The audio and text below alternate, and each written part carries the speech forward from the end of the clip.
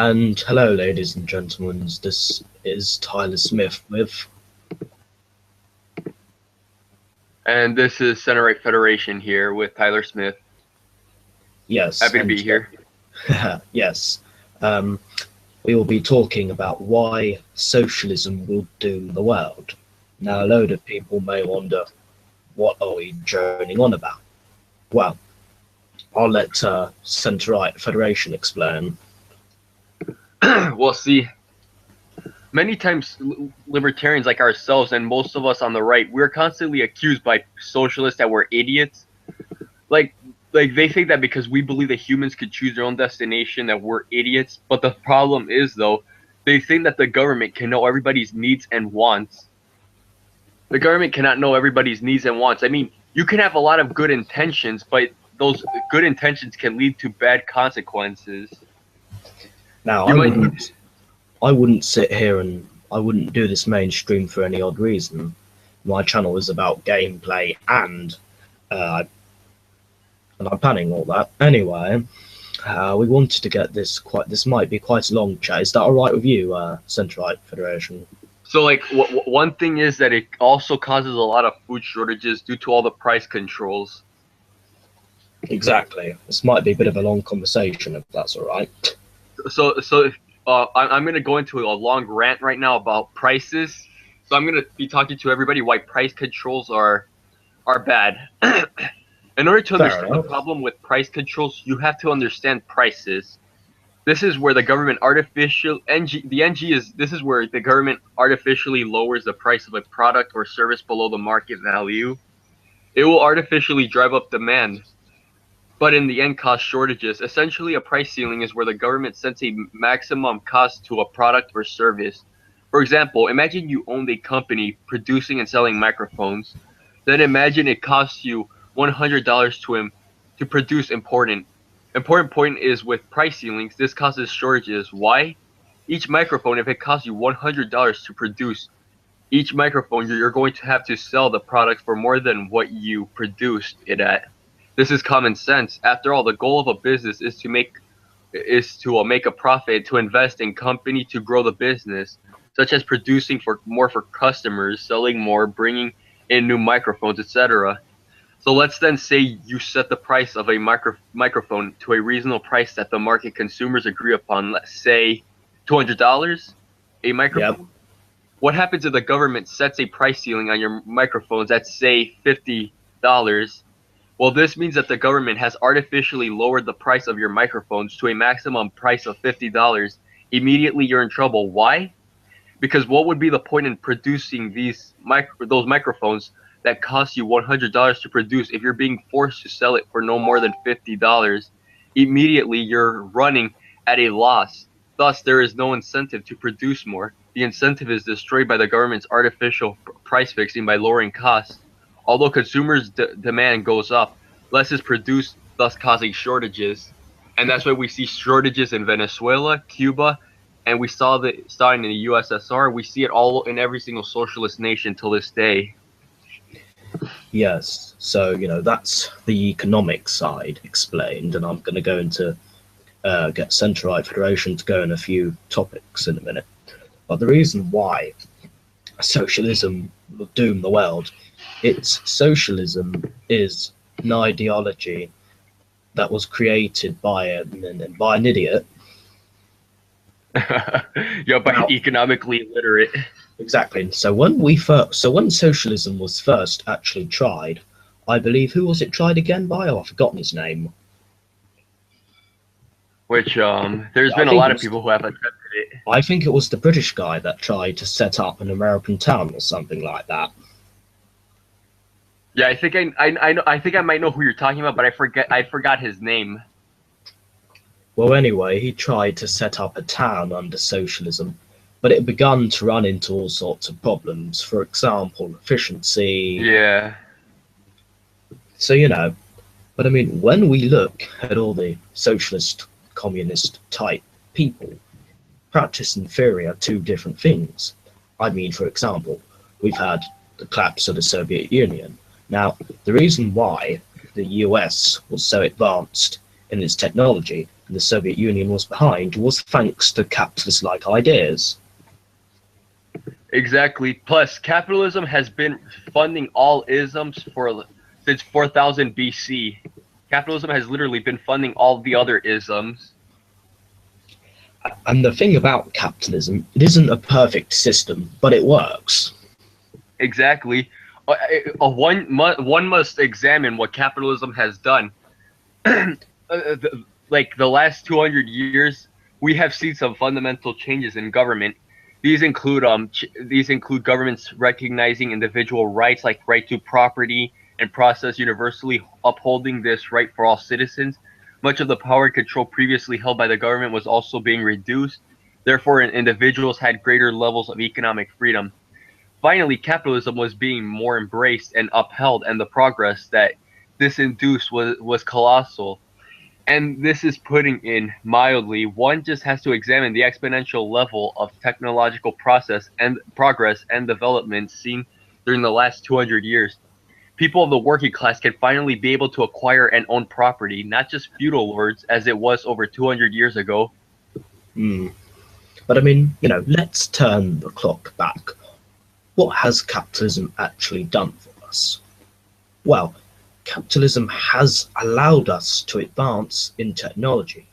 Capitalism has been the essential ideology that's allowed us. Now, if we tried to resist capitalism, we wouldn't be advanced as we were. It would be something like the Soviet Union.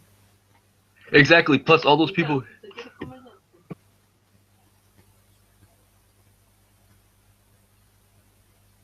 Yeah. Plus, most of those people who were writing down that resist capitalism all over their iPhones. Guess what? iPhone is a capitalist invention.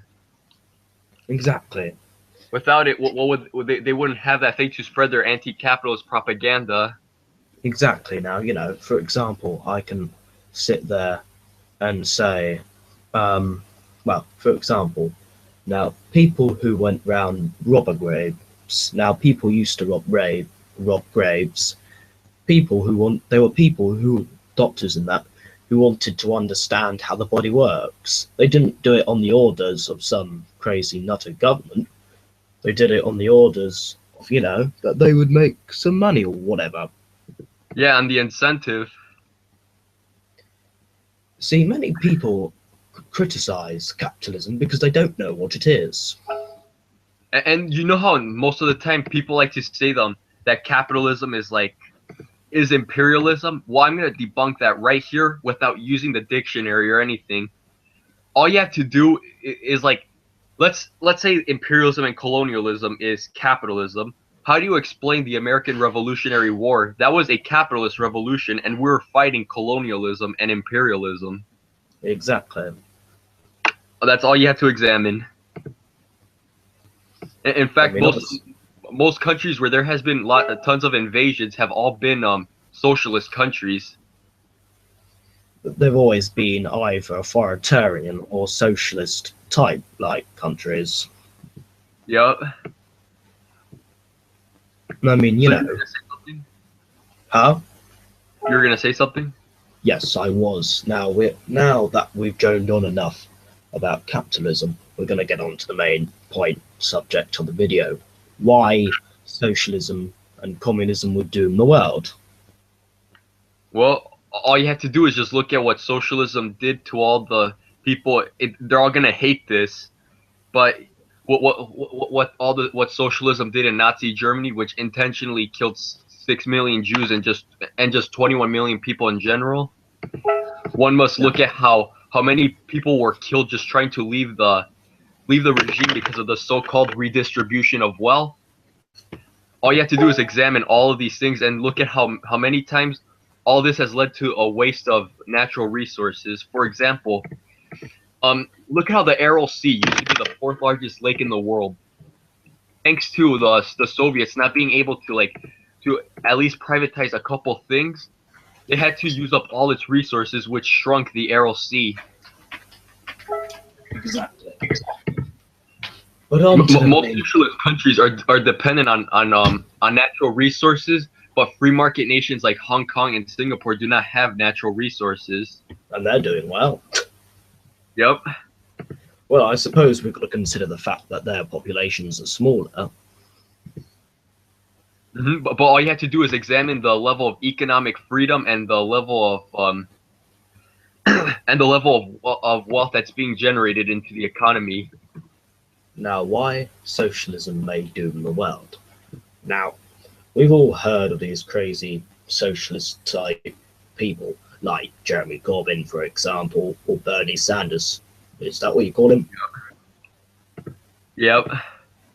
Now, could you imagine if a whole Marxist, socialist type revolution happened? What would end up happening is it would end up being the same sort of thing as the Russian Revolution, class war, pretty much. Yep. Millions of people being slaughtered. Exactly, you know. I mean, the capitalist element would obviously be wiped out because the capitalists were forced to flee to the United States, I think.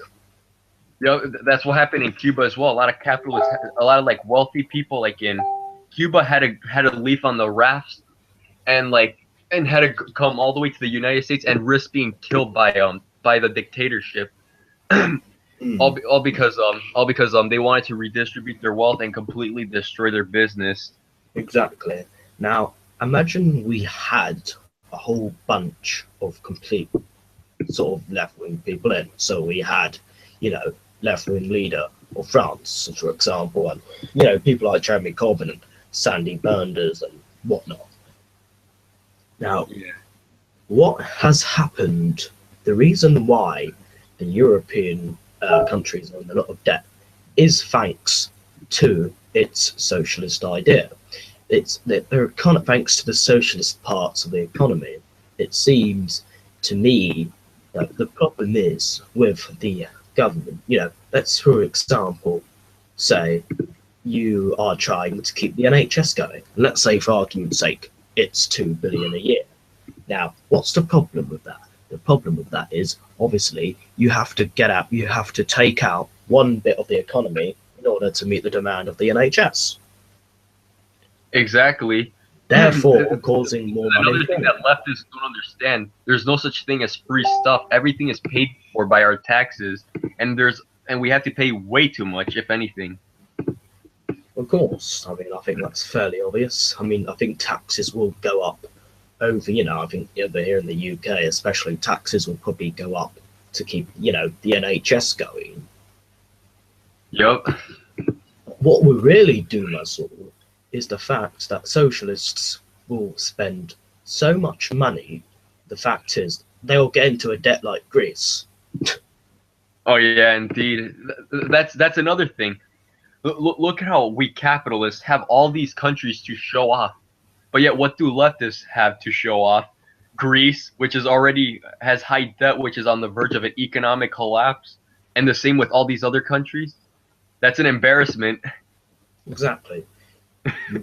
You can't just sit there and borrow money, because the more you borrow, the more you're going to have to pay back. That's obvious. Exactly. Hey, you want to hear a joke? Oh yeah, why not? How to be a left-wing economist. Identify a problem or a non-problem and blame it on capitalism, the free market, or the bourgeoisie, or a selection of the three. Propose a solution requiring government intervention. When this solution fails to bring about the intended results, again, blame capitalism, blame the free market and the bourgeoisie, or a selection of the three, and propose further government interventions, and just repeat steps 1 to 3.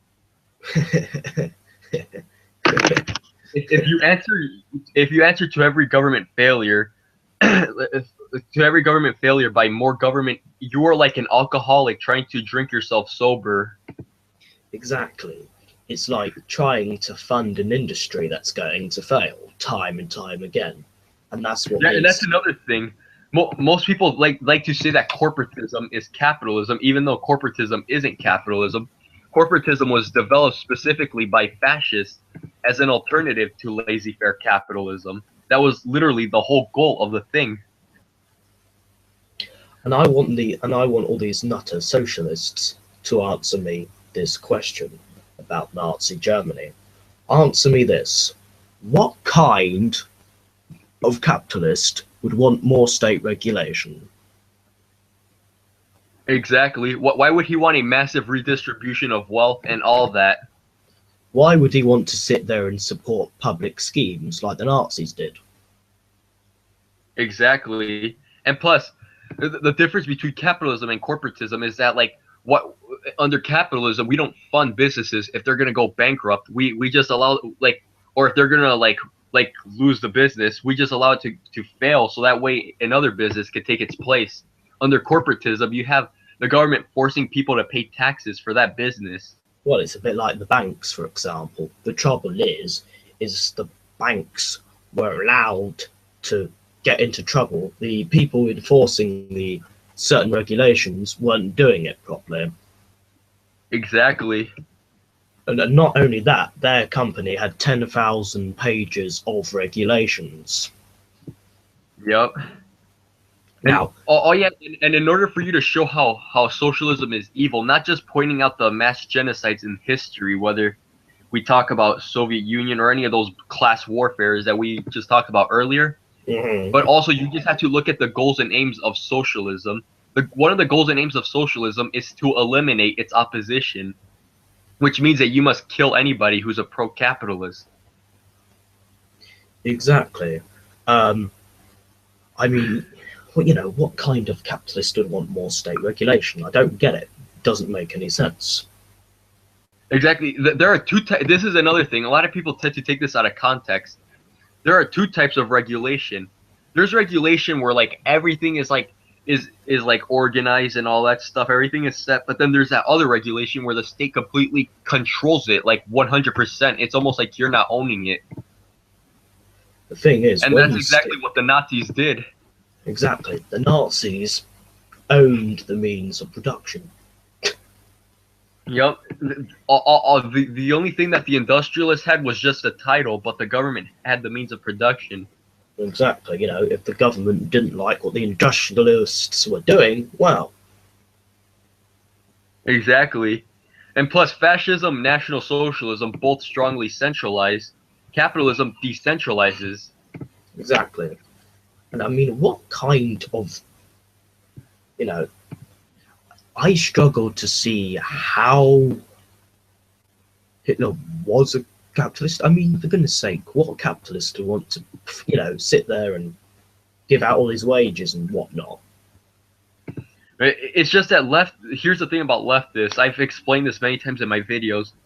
See, they're embarrassed, right? They're embarrassed that Hitler had massacred all these millions of people out of racial lines. So, and because they don't want him to be associated with them, they're trying to associate him with us out of the embarrassment. Exactly. And the reason why this appears to be happening is because when the Soviet Union collapsed, I'm not sure you would agree with me on this one, it's up to you, but when the Soviet Union collapsed, we right-wing people, we didn't sort of have, you know, we couldn't sort of put the socialism with the Soviet Union type thing. And that's why it appeals to so many people.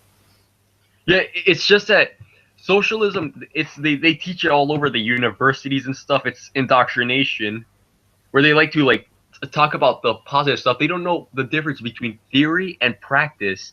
When you have things in paper, it's not going to work the same in practice.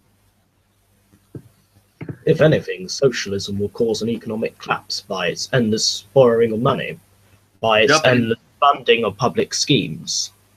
Yep, exactly. And plus, you can't get rid of the private sector because the private sector is what 100% funds your economy.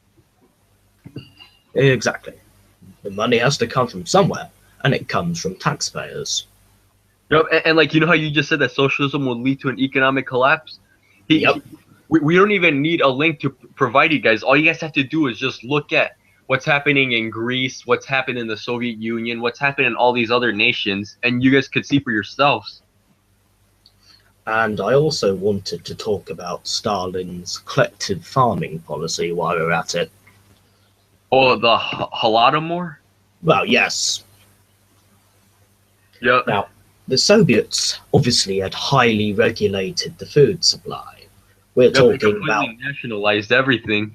exactly. We're talking about on the lines of the sort of stuff that all these commie monkeys or socialist monkeys uh, want to do. You know, and Stalin's collective policy led to a whole a range of deaths. Yep. And during the period of the Industrial Revolution, you want to know how they saved the economy? Everything was all about communal farming, which is the exact stupidities that the oxymorons, anarcho-communists like to embrace, communal farming. But that caused a lot of mass famines and starvation. And how did they save it? By privatizing everything. Exactly. Yep.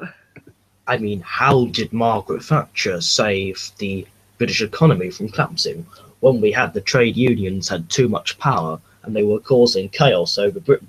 Power shortages, you name it, they caused it. Yep. And failed businesses, economic collapses, and plus they also like to blame her, like all these leftists like to make Margaret Thatcher out to seem like she's a witch. But the thing is, Margaret Thatcher actually did save the economy because right after she had gotten rid of the trade unions, it opened up a lot of more jobs into the economy. They blame her for the recession that happened, but that recession began like around 1978. Thatcher was elected in 1979. A country's not going to fix itself overnight. Well, we had trouble. I think it's personally the trade unions that started the whole entire thing by going on strikes all the time.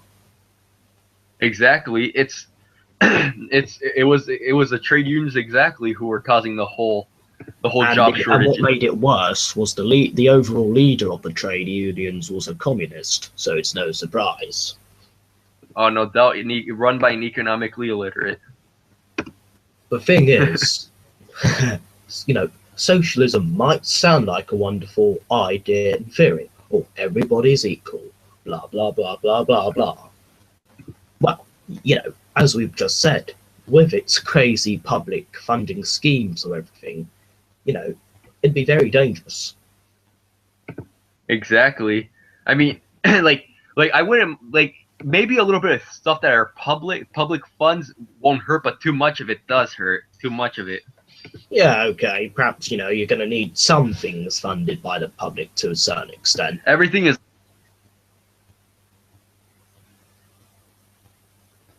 What are you going to say? No, I said that everything is like a scale. Exactly.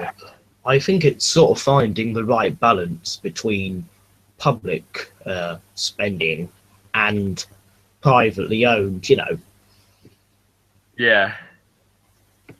I mean, let's face it, we're not going to get rid of the socialist part of the economy, never.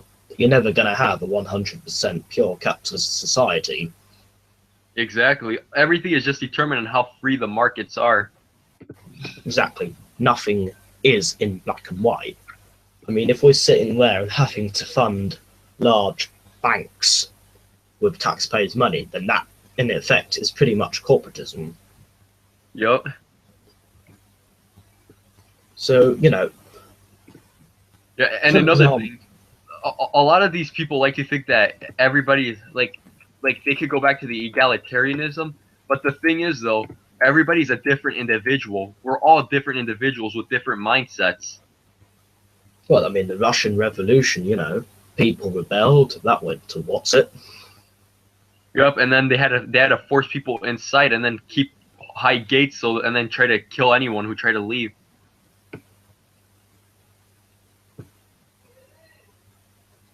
And it sounded like to me, from one documentary, from what I could understand, is half of people in Russia, maybe more, didn't exactly want to join Lenin and his revolution. Yeah, many of them were forced in there, or just hated the previous regime, but they didn't think that Lenin's regime was going to be worse. Until they discovered how many people died. Yup, once they saw that, but it was too late. I thought they fought dozens of wars with each other. Yeah. You had the Bolshevik morons. You might as well call them for what they are.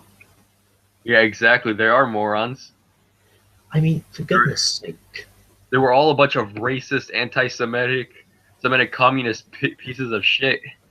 And the thing is communism is not democratic. Exactly. So socialism in general can never be democratic. It's crazy. I mean, you can't have libertarian and socialism. Exactly. I think socialism in the end, if we go in Greece's example of the socialist leader type thing, I think when you try to put things into one collective and, they just borrow so much money, it'll end up causing an economic crash because they can't get out of it. Yeah, exactly. Like our Iron Lady Margaret Thatcher put it for us, and it couldn't have been any more simple. The problem with socialism is that you eventually run out of other people's money. Exactly, of course you do. I mean, for example, a bit like funding a bit like funding the welfare state. Now, I don't know what tax is, and apparently you get the money back. But even if you did get the money out, the money has to be what's the word I'm looking for? Distributed or something. Oh yeah, distributed. Has to be distributed among the public. Now, my point is, exactly. The more people the government employ, the more they have to pay. Yeah. You can't argue with these facts. Yep, exactly. Social democracy supposedly advocates this peaceful thing. Funny thing is, you want to know where National Socialism comes from? It comes from democratic socialism, only with a nationalist sentiment. Exactly. And National Socialism is Nazism. Exactly. Yep. And plus, even Karl Marx and Friedrich Engels themselves even said that social democracy isn't even a democracy because it shares totalitarianism. It has the ideological roots of totalitarianism. Exactly. I think at the rate it's going with a lot of people, I think socialism may end up being the death. Yeah. Although, I think what will end up happening is they'll end up with a similar situation from Fallout 4. Yep. Except this will be a nuclear bomb. It would just be terrible policies that led to the country's meltdown. Exactly. I mean, we've all seen terrible policies, and I know capitalism has its areas where it could improve on, and I know the private sector, will have to do some negotiation at some point because that's what business is about. Yeah. Oh, well, I'm at it. Do you think you and I could just make fun of the labor theory of value that Karl Marx came up with? Yeah. Okay. While we're at it. So like his logic of the labor theory of value, I can't really explain it to you very well, but I could say this. I could give this as an example of what it is. Let's take his example. Let's say somebody built a steel bridge and it required only a couple workers, but then they build it out of steel. And then another person built a bridge out of paper and had more workers for it. By Karl Marx's logic, because of the fact that that other person had more workers, the one that built a paper bridge, that automatically means that they should get paid more. But that's not true. You need to pay for the materials, and it took a lot more work to pay for the steel bridge more than it did for what do you call it? For the paper bridge. But the point is, the paper bridge is not paper. Sorry, the steel bridge is more sustainable. Exactly, and that's the reason why more money goes towards the workers there, or not goes more towards the workers, but goes more towards them, of course. I mean, it shouldn't just be determined by how much workers a company has. It should be determined on how much that company spent and how much more they produced. That's a good point. Yep, that's the reason why you can never rely on socialists. They don't understand economics or what they're talking about for that matter. Let's examine the socialist type. What's it now? We've got Jason Underwood. For example, what's he doing? selling a book. Wait a minute. Does that sound like capitalism? That's the thing, though. Most of these socialists are hypocrites. The majority of them get mad at people making profits, but yet most of them make profits. Let's look at Michael Moore. He makes millions of dollars trashing capitalism in his documentaries and has a net worth of. Let me check out his net worth. Exactly. He has.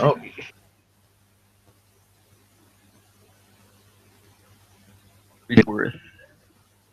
How much does he has a net worth of 50 million. Exactly. All these. If we resisted capitalism with a certain degree of success, we wouldn't be as technically advanced as we are now. Hey, do you want to play Paul Joseph Watson's video right now? It was funny. The one was this capitalism where he makes fun of all the kids who were putting that in their smartphones. Sounds like a good idea to me. Right. I don't know if anybody could see this, but this past weekend, hundreds of thousands of people utilized one of capitalism's greatest achievements, the smartphone, to send the hashtag resist capitalism. We should start our own trend. We're going to call it resist stupidity. Now that's an interesting one. Hang on, I had it then. There we go. On Twitter. Here's a sample of their idiocy. The bourgeois and their racist, sexist capitalism must be purged. Cis white males will be the first against the war. Hashtag resist capitalism. We have enough tech innovation and resources for everyone. How is that equality if they want to kill straight white males? Exactly. How is that equality? I don't get it, mate. 4 hours a week and pursue life, art, hobbies. Hashtag resist capitalism. Your employer is stealing from you every minute you're on the job. Hashtag resist capitalism. Dear mom's basement dwelling communists, if you actually did resist capitalism with any degree of success, the following would not exist. Twitter, the iPhone you're tweeting hashtag resist capitalism from, the internet. Seriously, resist capitalism is what trends on Twitter when 13-year-old One Direction fans try to in politics. Here's the truth about capitalism. It's the single greatest force in history to alleviate suffering, bring billions of people out of poverty, and create healthier, more prosperous societies and higher living standards for all. Socialists don't even know what capitalism is. They confuse capitalism with corporatism. Corporatism is the opposite of free market capitalism because it depends on collusion between well-connected large corporations and the state. Socialists constantly call for government to impose more regulations on big corporations. Yep, that's the thing that doesn't make sense. It's like they want the government to regulate corporations because they're in bed with the government. But if you increase government power, that's going to increase corporate power as well. Exactly, and then they're at welfare. Yep, and Paul Joseph Watson brought up a good point at the end where he talks about how many socialists, and a lot of them, like I said, are embarrassed of their ideology. So they want to look at Sweden, Denmark, and all these other places as an example of how socialism works and how there's no violence under it. Well, they're completely debunked on Sweden because as soon as Sweden deregulated itself and started privatizing, economic growth went through the roof. Exactly. It all began the minute they started privatizing and deregulating the economy and moved to a more laissez-faire capitalist mode. And Denmark and Norway and all these other countries, a lot of them have kicked out their welfare state and are now social markets, which is kind of like the mixed economy. You can't place it above a free market, but it has more free market elements, and that's why it does a lot better than your socialism. Exactly. Well, that's about it. Is there anything you want to add? Well, I don't suppose we can go into too much more detail. Yep, I mean, enough has been said. I think we've sat there and pretty much said everything that we want to say. Yep. At some point, I will be doing, before we go, I'll be doing gameplay, me probably, blowing up commies. Blow them up real good. Make them pay. Yes, please subscribe to my channel as well as Centre-Right Federation's. And this is both of us. Over and out. Privatise your healthcare, clown.